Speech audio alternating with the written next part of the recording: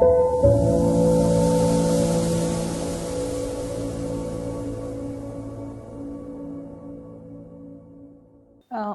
యుద్ధం మధ్యలో నువ్వు కవితా సంపుటి అంటే యుద్ధం అంటే మామూలుగా దేశాల మధ్య జరిగే యుద్ధాలు, ఆయుధాలతో జరిగే యుద్ధం అనుకుంటారు.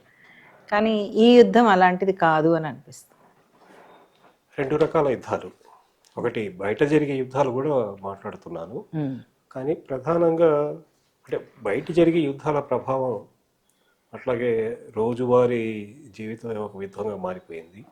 దాని ప్రభావం కలిసి మనిషిలో సృష్టిస్తున్న ట్రామాని చెప్పడం. అంటే ఇందులో మెంటల్ హెల్త్ ఇష్యూస్ కూడా ఉన్నాయి, కొన్ని చాలా వచ్చాయి ఈ మధ్యకాలంలో, విపరీతంగా పెరిగాయి. అంటే 3-4 రకాల యుద్ధాలు మీకు కనిపిస్తాయి. కవితల్లో కూడా మీకు సైకలాజికల్ ట్రీట్మెంట్, అది నేను కొత్తగా చేసిన పని. అంతకుముందు ఆ సైకలాజికల్ డైమెన్షన్ నేను ఎక్కువగా తీసుకోలేదు పోయిటరీలో. కానీ ఇందులో అంటే నేను అంటున్న మాట కాదు, ఇది సమీక్షలు రాసిన వాళ్ళు, తర్వాత పుస్తకం చదివిన వాళ్ళు అంటున్న మాట. అది నాకు కొత్తగా అనిపించింది, ఆ ట్రామాని, సైకలాజికల్ డైమెన్షన్ని చూపించడం. అంటే ఇది ఇందులో మొదటి అంటే కవిత కాదు, దీనికి పీఠికలాగా ఇది ఒకటి కనిపిస్తుంది మీకు. యుద్ధాలు ఇప్పుడు ఎక్కడెక్కడో కాదు, ఇదిగో ఇక్కడే మన పక్కనే జరుగుతాయి. మనం కళ్ళారా చూస్తూ ఉండగానే, చెవులారా వింటూ ఉండగానే, రాలిపోయే శవాల్ని లెక్క పెట్టుకోలేక అలసిపోతూ ఉండగానే. అదే ఇది భౌతికమైన యుద్ధం గురించి చెప్పిందే.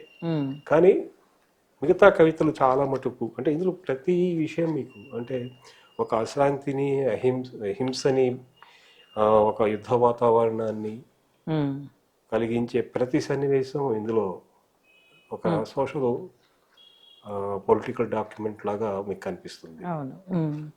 అయితే అంటే ఇప్పుడు మీరు ఖమ్మం గురించి ఒక మాట చెప్పారు, అంటే చాలా వైబ్రెంట్గా రాజకీయాల గురించి చర్చించే ఉంటుంది. అక్కడ నుంచి అంటే మీరు చెప్పిన ఆ రాజకీయ వాతావరణానికి, ఇప్పుడు చెప్తున్నటువంటి రాజకీయ వాతావరణానికి మధ్య జరిగినటువంటి పరిణామాలు ఏంటి? చాలా జరిగాయి. ముఖ్యంగా గ్లోబలైజేషన్ జరిగింది, ఎకనామిక్ లిబరలైజేషన్ జరిగింది. అవి రెండూ లేకుండా ఈ మార్పుల గురించి మనం మాట్లాడుకోలేం. కానీ పెద్ద తేడా మనకు కనిపిస్తుంది.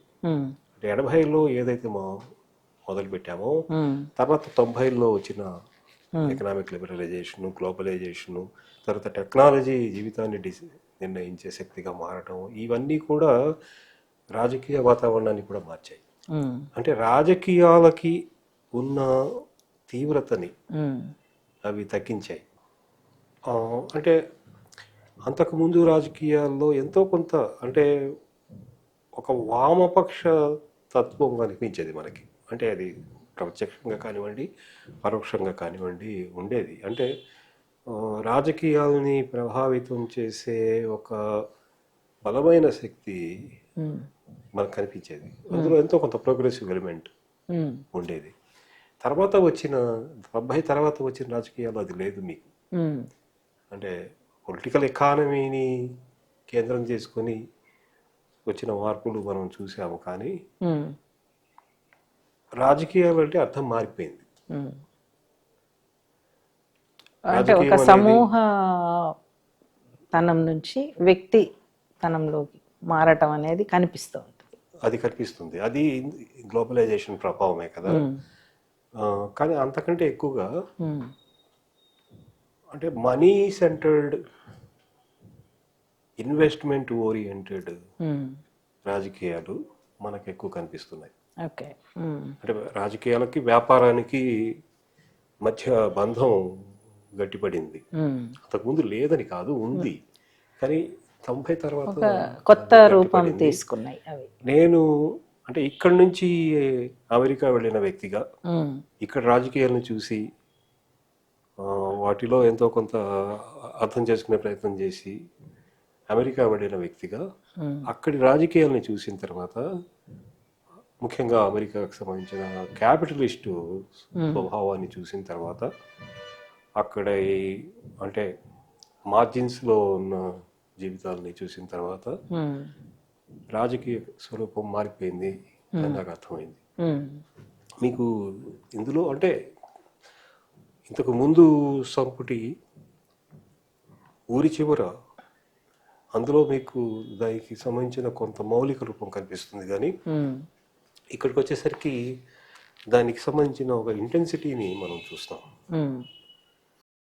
అది అంటే నన్ను అడిగితే నేను ఒక కవిగా కంటే కూడా మిగతా అంటే నాలో ఒక అధ్యాపకుడు ఉన్నాడు అనుకుంటే, అధ్యాపకుడిగా, సమాజాన్ని చూస్తున్న ఒక పరిశోధకుడిగా నేను చూసినవి అవి. ఇంతకు ముందు నా కవిత్వంలో వాళ్ళిద్దరూ